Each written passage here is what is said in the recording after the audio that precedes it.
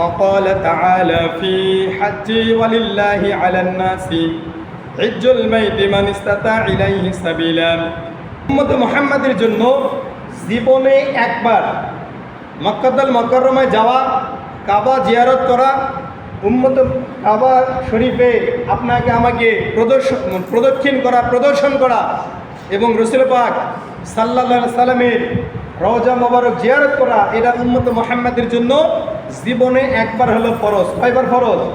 জীবনে একবার। এটা আল্লাহ তাআলার ঘোষণা, তিনি ঘোষণা করে দিয়েছেন কোরআনুল কারীমের ভাষায়, وقال تعالى في حج ولله على الناس حج البيت من استطاع إليه سبيلا। আল্লাহ রাব্বুল আলামিন কোরআনুল কারীমের ভাষায় সুন্দর করে ঘোষণা করে দিচ্ছেন, যারা হজের সফরের জন্য নিয়ত করে, হজের সফরে করার জন্য যারা সামর্থ্যবান, বাংলাদেশ থেকে মক্কাতুল মুকাররমায় আসা যাওয়া যাবতীয় সমস্ত খরচগুলো বহন করতে পারে, এইরকম যদি কারো সামর্থ্য থেকে থাকে আর তার শরীরটা যদি সুস্থ সবল থাকে, আল্লাহ রাব্বুল আলামিন ওই ব্যক্তির জন্য হজ আদায় করা ফরজ করে দিয়েছেন। বলুন সুবহানাল্লাহ। কি করে দিয়েছেন? হজ আদায় করা ফরজ করে দিয়েছেন। কিন্তু তারপরেও যদি কারো আরও সম্পদ থেকে থাকে, ওই ব্যক্তি যেন অন্ততপক্ষে প্রতি বছর একবার, বিশেষ করে রমজান মাসে যেন ইতিকাফ করার নিয়তে ওই মক্কাতুল মুকাররমায় গিয়ে কাবা চত্বরে যেন অবশ্যই ইতিকাফ করতে পারে এবং ওখানে গিয়ে যেন ঈদুল ফিতরের নামাজটা যেন আদায় করতে পারে, অর্থাৎ উমরা করার জন্য যেন যায়। তা আমরা তো সেই ব্যাপারে কোনো পদক্ষেপ নেই না। আল্লাহর নবী হযরত মুহাম্মদ মুস্তাফা সাল্লাল্লাহু আলাইহি সাল্লাম ঘোষণা করে দিয়েছেন, যদি কোনো আদম সন্তানের উপর, যদি কোনো মানুষের উপর, যদি কোনো উম্মত মুহাম্মাদের উপর হজ আদায় করা ফরজ হয়ে যায়। কি আদায় করা ফরজ হবে?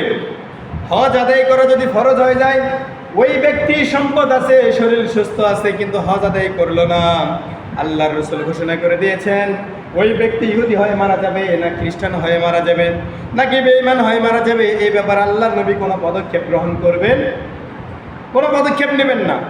কেননা আল্লাহ তাআলা আপনাকে সুস্থ সবল করেছেন, সম্পদ দিয়েছেন, যথেষ্ট পরিমাণ সম্মান দিয়েছেন, তারপর আপনি যদি হজ না করেন, তাহলে আপনি কিভাবে মৃত্যুবরণ করবেন? আল্লাহ রাসূল এটা গ্রহণ করবেন না।